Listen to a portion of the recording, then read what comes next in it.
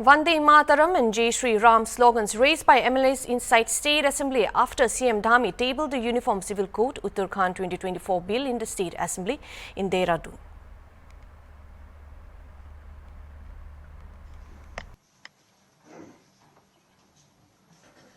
माननीय अध्यक्ष जी, मैं आपकी अनुज्ञा से समान नागरिक संहिता उत्तराखंड विधेयक 2024 को प्रस्तावित करने हेतु सदन की अनुज्ञा चाहता हूं।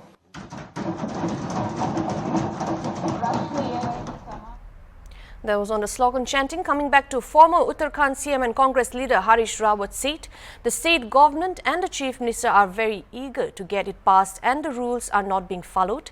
No one has the draft copy and they want an immediate discussion on it. The central government is using a sensitive state like Uttarakhand for tokenism. If they want to bring UCC, it should have been brought by the central government, he said. और मुख्यमंत्री इसको पारित करवाने के लिए बहुत ही उत्सुक हैं और नियम परंपराएं संसदीय विधि विधान किसी का भी पालन नहीं किया जा रहा है, बल्कि कार्य मंत्रणा समिति से कांग्रेस के दोनों सदस्यों को त्यागपत्र देने के लिए बाध्य होना पड़ा है, क्योंकि आपने सत्र का एक्सटेंशन किया है।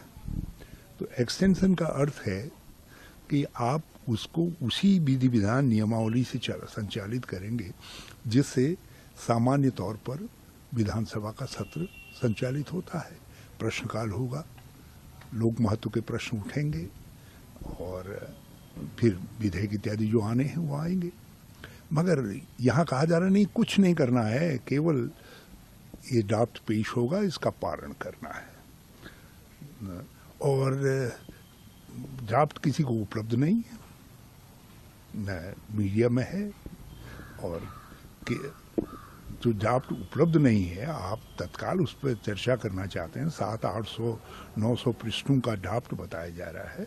तो इसलिए मैं अपनी स्टेट लीडरशिप को बहुत बधाई देना चाहता हूं कि उन्होंने बड़ा बोल्ड डिसीजन लिया। उन्होंने कहा ऐसी बात है तो तुमने कार्य मंत्रणा समिति को जो है बिल्कुल इरेलीवेंट कर दिया है, नियमों को इरेलीवेंट कर दिया है, तो हम उसे त्यागपत्र दे रहे हैं।